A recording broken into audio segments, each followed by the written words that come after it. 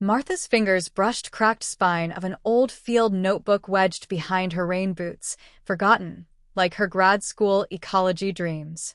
58 years old, staring smudged sketches of warblers she'd once tracked, she snorted. Bird nerd. But that afternoon, dodging existential dread between NPR climate reports and grocery runs, she spotted a flyer Pike Place. Urban Bird Collective. Farmers market meetups. No expertise, just vibes. Her hands shook. Notebook in purse, she marched past artisanal cheese stand. Martha's fingers brushed cracked spine of an old field notebook, its pages yellowed with decades of grocery lists and half-hearted garden plans. Now it held scribbled sketches of crows with punk rock feather tufts and notes on juncos bobbing near her apartment's dumpster. Seattle's winter gloom had settled into her joints, but this was something. She'd stumbled into Urban Birdwatching Collective after a clumsy step sent her spilled coffee toward a woman in a Seattle Audubon Society hoodie Ballard Farmers Market. 3 weeks later, Martha found herself squinting through binoculars, a barred owl tucked into an alley maple, its stare unimpressed by her fumbling attempts to log sighting in her notebook. Age had made her hands stubborn, but not useless. Eco-grief had gnawed her for years, a silent fog creeping in with every news headline. But tracking birds, these small, stubborn survivors, was like stitching a quilt from scattered scraps. Each sighting pulled fabric tighter. Her deepest fear, that she'd become just another ghost in a dying world, unraveled a little every time she flipped open that notebook. It was same one she'd used to plan road trips with her ex, back when gas was cheap and optimism cheaper. Now its pages held different journeys. Collective's meetups were equal parts science and therapy. They swapped tips over steaming cups of chai, laughed about twitchy sparrows with main character energy, and debated whether that one raven near Pike Place was judging them. Martha's entries grew detailed, her sketches less shaky. She learned to spot a Cooper's hawk by its vibes, all sleek menace and bad attitude, and logged how place noise made chickadees sing louder. One drizzly morning, she found a fledgling robin stranded on her fire. Martha's fingers brushed cracked spine of an old field notebook, its pages yellowed with decades of grocery lists and half-hearted gardening notes. Now 58, she filled it with sketches of crows, bold, clever creatures thriving in Seattle's concrete sprawl. Climate headlines had left her gut knotted for months, but scribbling down each bird's antics loosened dread, stitch by stitch. One drizzly morning, she nearly face-planted chasing a flash of blue, a Steller's jay, straight into a cluster of folks huddled under mismatched umbrellas. Binoculars dangled from their necks like medals. Urban Bird Collective read a hand-painted sign propped against a folding table stacked with pamphlets. Martha's cheeks burned, but a woman in a polka-dot raincoat grinned. Nice save. We've all eaten pavement for a good sighting. Turns out tracking place birds was a thing. A big thing. Farmers market meetups, mapping apps, even a hotline for weird feather behavior. Martha's notebook became a bridge. She logged sparrow squabbles near bus stops, noted how crows memorized trash day routes. Each entry quieted eco-grief, whispering she was too late, too small. Learning curves were steep. She mistook a pigeon's molt for some exotic disease, sparking a minor panic in group chat. But Collective just ribbed her gently, classic newbie vibes, and sent links to ID guides. Slowly, patterns emerged. Birds adapted. So could she. By summer, Martha's notebook bulged with more than observations. It held her stubborn hope, inked wing by wing. Martha's fingers brushed cracked spine of an old field notebook, its pages yellowed with decades of rain and resolve. Retirement had left her untethered, climate headlines gnawing like crows on carrion.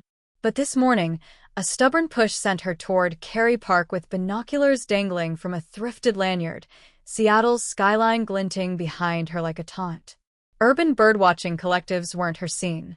Too granola, too earnest. Yet here she was, 58 and squinting a sparrow with intensity of a detective on a caffeine bender. Probably just a house finch, she thought, but scribbled it down anyway. Accuracy wasn't point. Motion was. Farmers market meetups became her anchor. Between kale vendors and ceramicists, she traded notes with a retired engineer who ID'd raptors by wing beats and a college kid tracking crow dialects.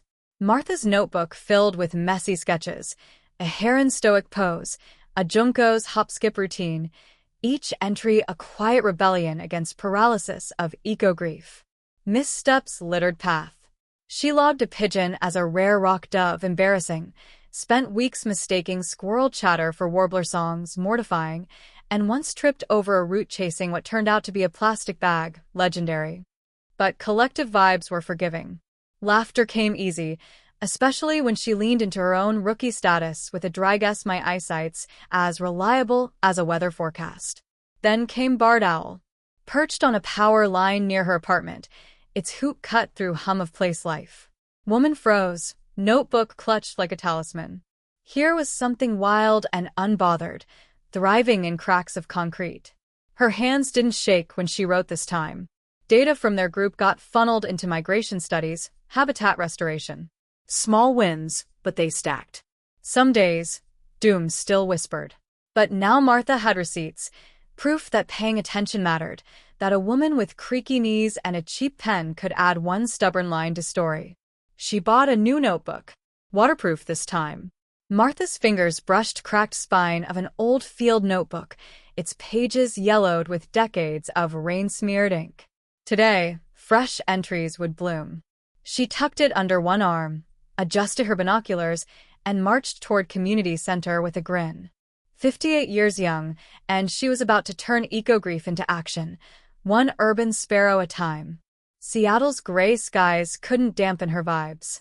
Inside, folding chairs creaked under skeptical neighbors, arms crossed, side-eyeing her clipboard like it held audacity itself.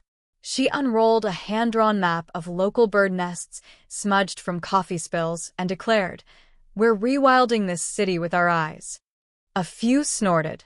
One guy muttered about granola nonsense. She winked. "Bet you $10 a crow remembers your face." Then her gutsy move. She flipped open that battered notebook, revealing years of scribbled migrations, weather shifts, tiny heartbreaks over missing species. Data's not just for labs. It's our story. Silence. Then, a retired teacher leaned in, squinting a sketch of a waxwing. "Saw one last week near my dumpster." Creator slapped page. Proof. They're adapting. So can we. By week's end, her collective had doubled. Farmers market meetups buzzed with moms tracking hummingbirds, teens logging rat sightings, with dramatic shuddering. But twist? A blurry phone shot she snapped of a bald eagle perched on a traffic light went viral. NPR called it climate hope in a frame. Suddenly, city officials wanted her maps. That skeptic from day one? Now he led heron counting squad, boasting like a kid with a gold star. Laughing, Martha scrawled in her notebook as rain pattered roof. Crowd cheers outside echoed through glass. She didn't cure planet's fever, but here, in ink and action, was something fierce. Purpose. This is my start. And it was enough. Martha's fingers brushed cracked spine of an old field notebook, its pages yellowed but stubbornly intact, just like her. 58. She'd spent too many nights doom-scrolling climate headlines, her heart a clenched fist. Then came crows. Bold, cackling, unbothered by Seattle's drizzle, they'd strutted into her life like feathered therapists. One notebook became 10, scribbled with wing patterns and antics, then shared over steaming cups farmers market with strangers who soon became co-conspirators in her urban birdwatching collective. What began as solo wanders with binoculars morphed into something wilder, a movement. Retirees, baristas, even a tattooed teen with a knack for spotting raptors showed up, their shared mission simple: track, laugh, notice. Martha's notebook, once a relic of solitude, now brimmed with communal sketches, a sparrow's nest in a traffic light, a heron's haughty stare from a rooftop. Eco-grief didn't vanish, but it shrank beside vibes of their makeshift flock. She guided newbies with a conspiratorial wink, her odd habit of whispering thanks to each bird becoming their inside joke. By summer, their data helped map neighborhood biodiversity, proving even pavement could pulse with life. Martha's crow's feet deepened, not from worry, but grinning teen's victory dance after spotting a rare warbler. Purpose, it turned out, wasn't some grand fix. It was showing up, together, for tiny, winged rebellions against despair. Grab your notebook. Joy's perched nearby, waiting.